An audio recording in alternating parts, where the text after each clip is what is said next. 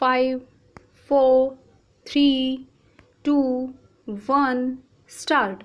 This writ petition has been filed by the petitioner challenging the order dated 17/4/2018 passed by the Central Administrative Tribunal Cuttack Bench Cuttack, wherein the tribunal, while issuing notice, directed the opposite parties to file their reply on the interim prayers and regular counter.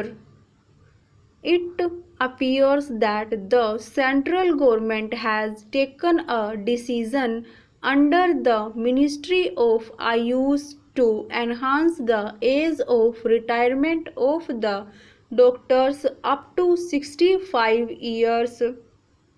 However, so far as the petitioner is concerned, since the notice of superannuation was issued to him, he has approached the tribunal.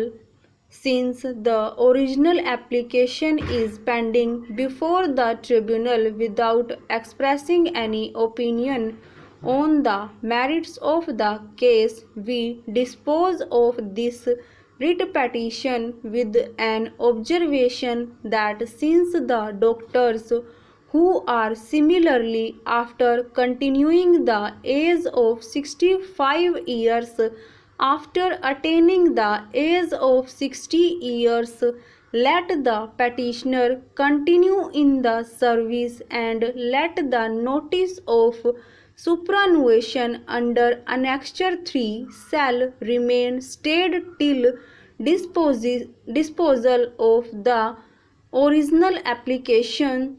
Stanza. Mr. Bose, learned Assistant Solicitor General, submitted that the central government will file their counter with a period of 2 weeks from today before the tribunal. In such event, the tribunal may dispose of the original application at the earliest, preferably by end of June 2018. Accordingly, we request the tribunal may dispose of the original application at the earliest as per its schedule. However, the petitioner shall not claim any equity. Stanza. Thus, from the aforesaid, it appears that the High Court protected the respondent number 1 till the disposal of the original application by the CAT. By virtue of the aforesaid order, the respondent number 1 continued in service beyond 30/4/2018. CAT ultimately adjudicated the original application filed by the respondent number 1 herein and void its order dated 2/11/2020 rejected the same, holding that the respondent number 1 is not entitled to seek parity with Ayush doctors in regard to the age of superannuation.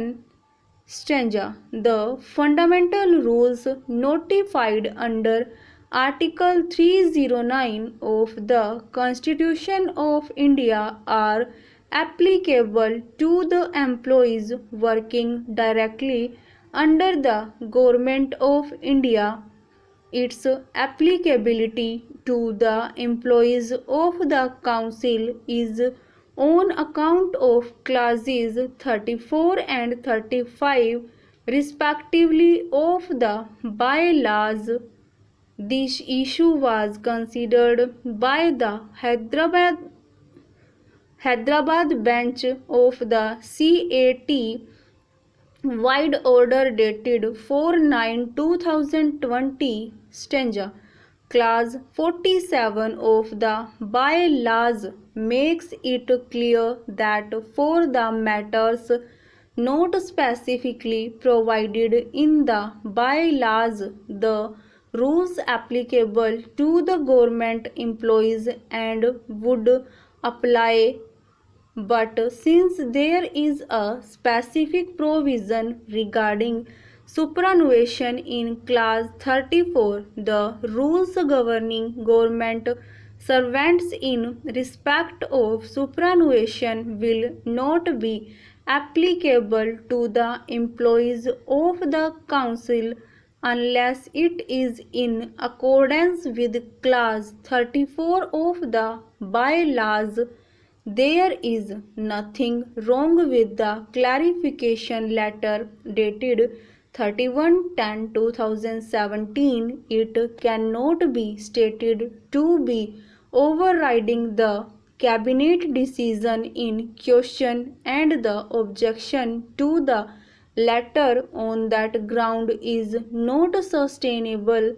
The clarification letter was circulated by the Council by a subsequent letter dated 25/1/2018 among its officers after issuance of the First Amendment to FR 56. This implies that the Council, which is the employer of the respondent, number 1, had consciously accepted the clarification of the Ministry.